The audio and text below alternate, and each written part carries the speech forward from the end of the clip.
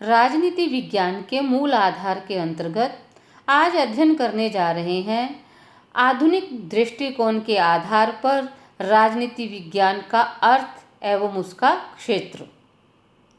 इससे पहले के लेक्चर में हमने परंपरागत दृष्टिकोण के आधार पर राजनीति विज्ञान का अर्थ एवं क्षेत्र पर चर्चा की थी। जब हम परंपरागत दृष्टिकोण के आधार पर राजनीति विज्ञान को समझने का प्रयास करते हैं तो उस दृष्टिकोण के आधार पर कह सकते हैं कि राजनीति विज्ञान राज्य का अध्ययन है, सरकार का अध्ययन है, और कुछ विचारक ये मानकर चलते हैं कि राजनीति विज्ञान राज्य और सरकार का अध्ययन है।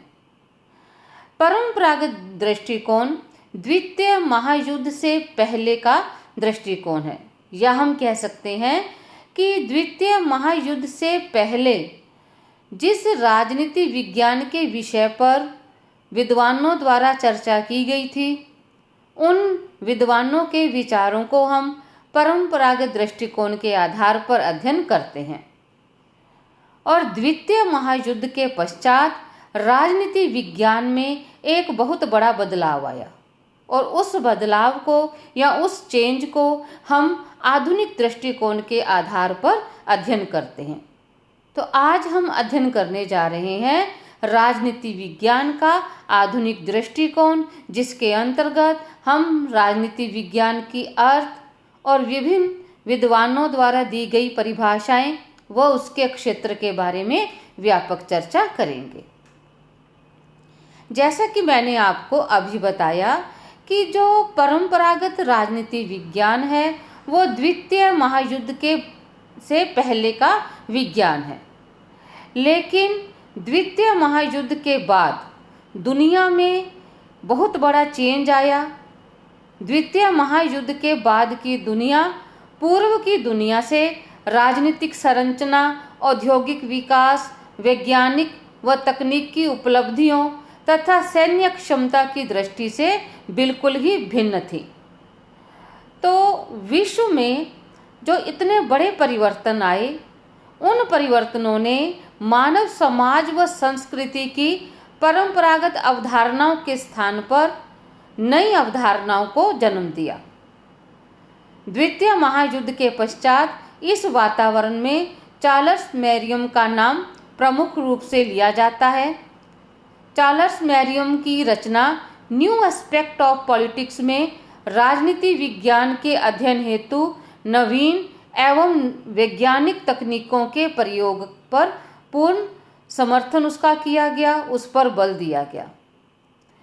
द्वितीय महायुद्ध के पश्चात 1960 के दशक में अमेरिका के शिकागो विश्वविद्यालय के राजनीति शास्त्रियों ने राजनीति विज्ञान को दार्शनिक पद्धति से मुक्त करने एवं उसके अध्ययन को अधिक से अधिक वैज्ञानिक बनाने का प्रयत्न किया।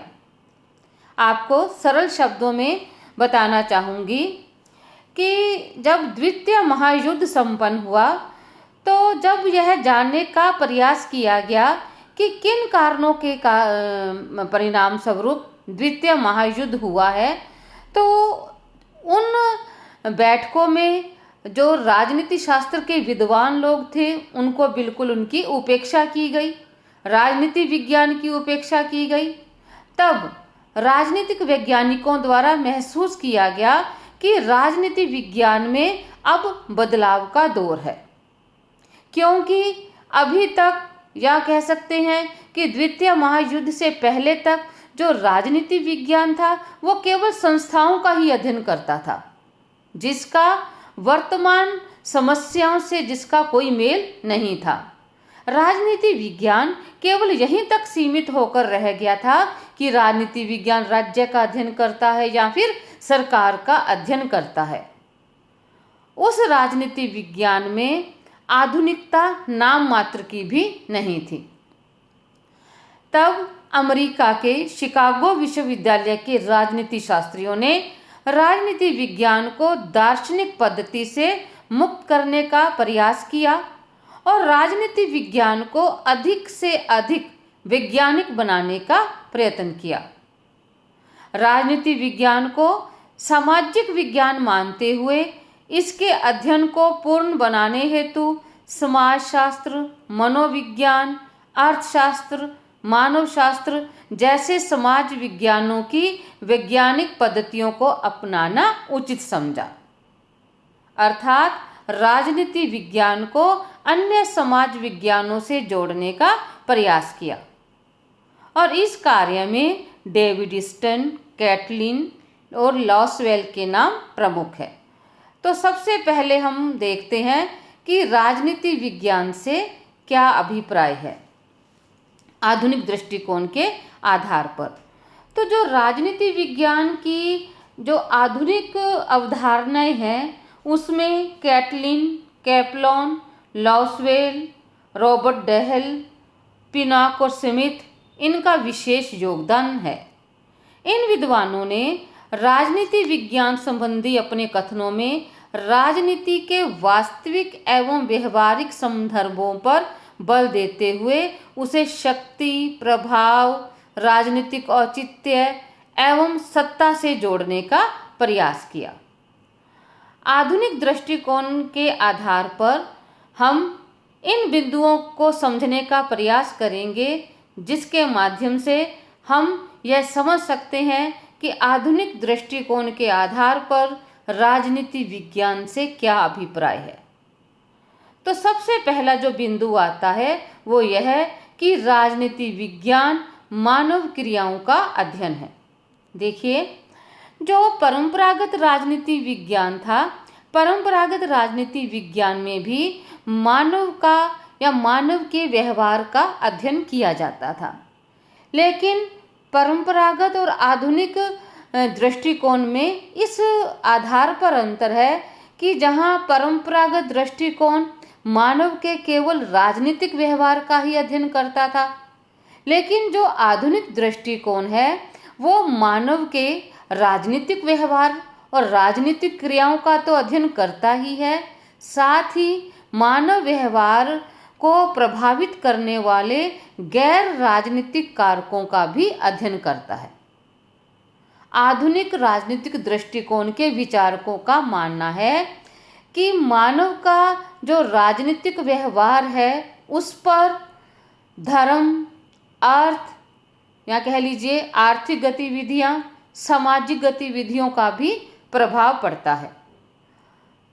तो इन सभी कारकों का राजनीति विज्ञान में अध्ययन किया जाता है। कहने से अभिप्राय है कि आधुनिक दृष्टिकोण के अंतर्गत मानव के केवल राजनीतिक व्यवहार का ही अध्ययन नहीं किया जाता, बल्कि मानव के सामाजिक, आर्थिक, नैतिक, धार्मिक आदि विभिन्न पक्षों का भी अध्ययन किया जाता है। सेकंड महत्वपूर्ण बिंदु आता है कि राजनीति विज्ञान शक्ति का अध्ययन है। इससे यह अभिप्राय है कि जो राजनीति विज्ञान है उसका जो प्रमुख, यहाँ हम कह सकते हैं कि जो राजनीति है या राजनीतिक क्रियाकलाप है उसका प्रमुख उद्देश्य है शक्ति को प्राप्त करना। तो इस आधार पर राजनीति विज्ञान शक्ति का अध्ययन है। इस कथन का समर्थन कैटलिन व लॉसवेल के द्वारा किया गया। कैटलिन का कहना था कि राजनीति शास्त्र शक्ति का विज्ञान है। कैटलिन के अनुसार राजनीति शास्त्र समाज में नियंत्रण के कार्य से नियंत्रण के फलस्वरूप प्रक्रिया तथा उन संरचनाओं से संबंध है जो भावनाओं के नियंत्रित संबंधों के कारण प्रस्तुत हो। इसी तरह जो लॉसवेल है, लॉसवेल के अनुसार राजनीति शास्त्र का अभीष्ट वह राजनीति है जो बतलाए कि कौन, क्या, कब और कैसे प्राप्त करता है। तो इन विचारकों का कहना है कि क्योंकि राजनीतिक क्रियाकलाप शक्ति से प्रभावित होते हैं, राजनीतिक क्रियाकलापों का अंतिम उद्देश्य शक्ति को प्राप्त करना होता है, तो राजनीति विज्ञान शक्ति का अध्ययन है। उनके अनुसार राजनीतिक क्रियाकलाप का प्रारंभ उस परिस्थिति से होता है जिसमें कर्ता विभिन्न मूल्यों की प्राप्ति के लिए प्रयत्न करता है तथा शक्ति जिसकी आवश्यक शर्त होती है। इसी तरह तीसरा महत्वपूर्ण बिंदु आता है कि राजनीति विज्ञान राज्य व्यवस्थाओं का अध्ययन है और इसका समर्थन किया था David Easton, Almond, R Kagan आदि ने। अब आपको मैं फिर परंपरागत दृष्टिकोण के आधार पर इसको समझाने का प्रयास करती हूँ। परंपरागत दृष्टिकोण में संस्थाओं का अध्ययन किया जाता था, लेकिन संस्थाओं के अंतर्गत केवल राज्य और सरकार के अध्ययन पर ही ज़्यादा जोर दिया गया था। लेकिन जो आधुनिक राजनीति विज्ञान है, आधुनिक राजनीति विज्ञान राजनीति विज्ञान के अंतर्गत संविधान, सरकार के अंग, राजनीतिक दल, दबाव समूह और मानव व्यवहार के विभिन्न पक्षों के अध्ययन पर बल देता है।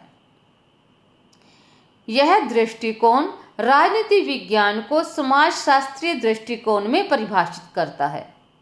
इनकी मान्यता है कि संपूर्ण समाज स्वयं में एक व्यवस्था है और राज्य व्यवस्था इस संपूर्ण समाज व्यवस्था की एक उपव्यवस्था है तथा वह उसके एक अभिन्न भाग के रूप में कार्य करती है।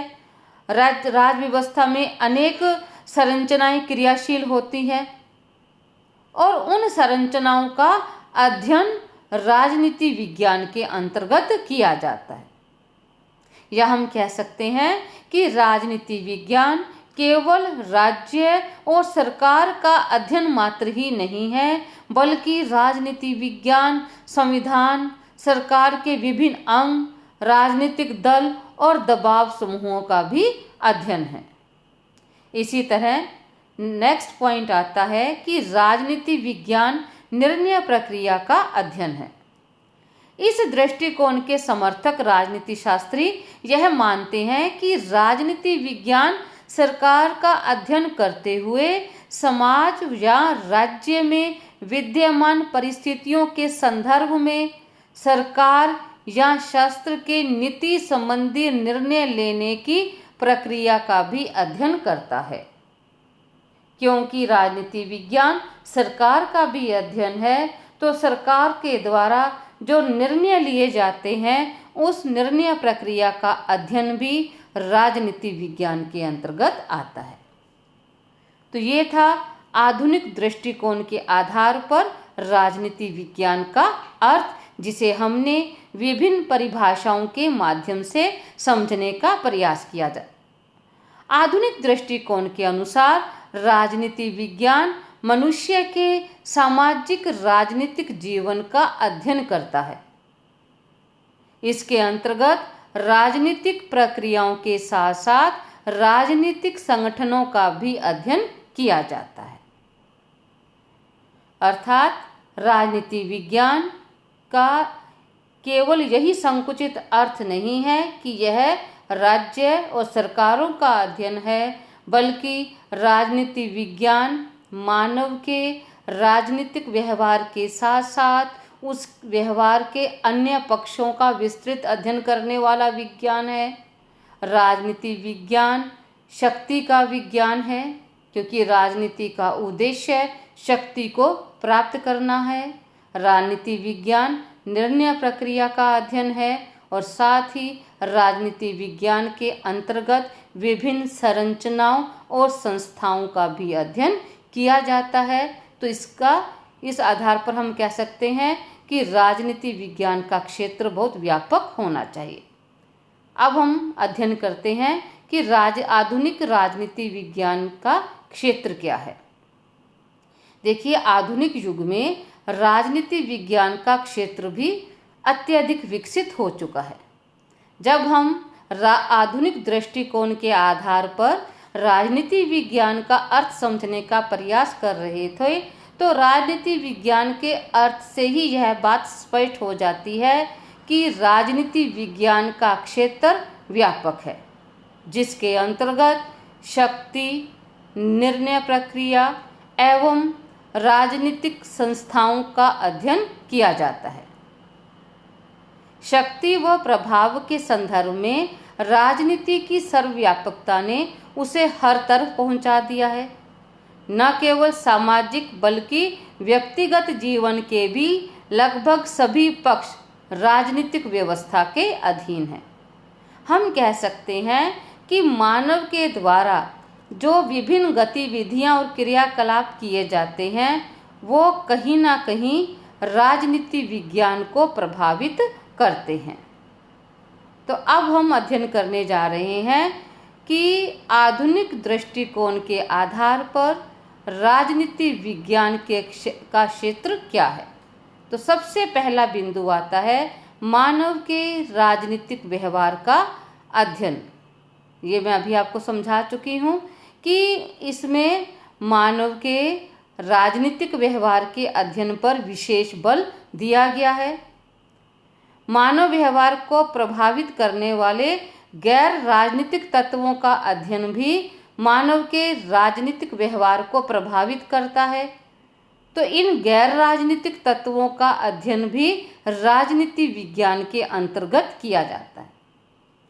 हमारे राजनीति विज्ञान के विचारकों की सोच थी कि मान लीजिए विश्व या राज्य में कोई बड़ी राजनीतिक घटना घटित होती है तो जरूरी नहीं कि उसके पीछे केवल राजनीतिक कारण ही हो, उनके पीछे आर्थिक, सामाजिक या अन्य कारण भी सम्मिलित हो सकते हैं।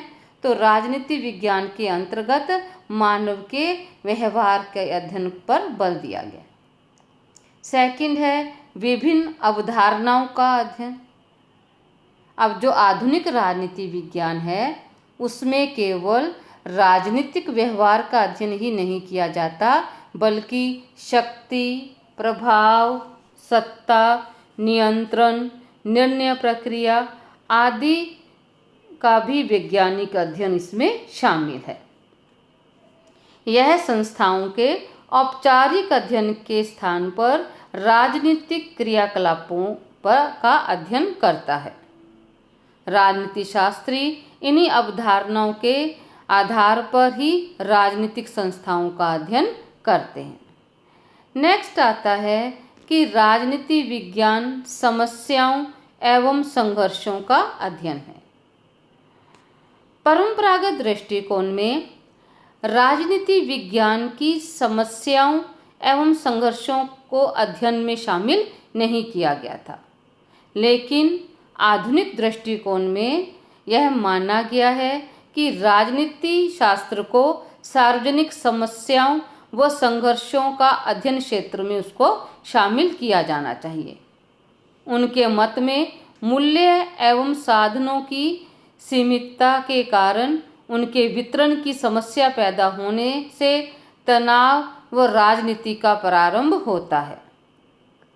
या हम कह सकते हैं कि राज्य में जो विभिन्न घटनाएं घटित होती हैं, यदि उन घटनाओं का अध्ययन राजनीतिक दृष्टिकोण के आधार पर नहीं किया जाता तो फिर वो राजनीति विज्ञान नहीं है। तो राज्य व समाज में घटित होने वाली कोई भी घटना या समस्या या संघर्ष उसका अध्ययन भी राजनीति विज्ञान के अंतर्गत किया जाना चाहिए। नेक्स्ट आता है सार्वजनिक सहमति व सामान्य अभिमत का अध्ययन।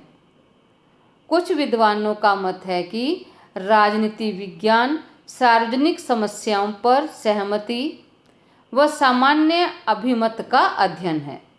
उनके विचार में संघर्ष के लिए ही नहीं वरना सामान्य सहमति व सामान्य अभिमत को प्रभावित करने के लिए होता है। एडवर्ड वेनशील्ड ने कहा है कि किसी मसले को संघर्ष में बनाने अथवा सुलझाने वाली गतिविधियां सभी राजनीति का अंग है।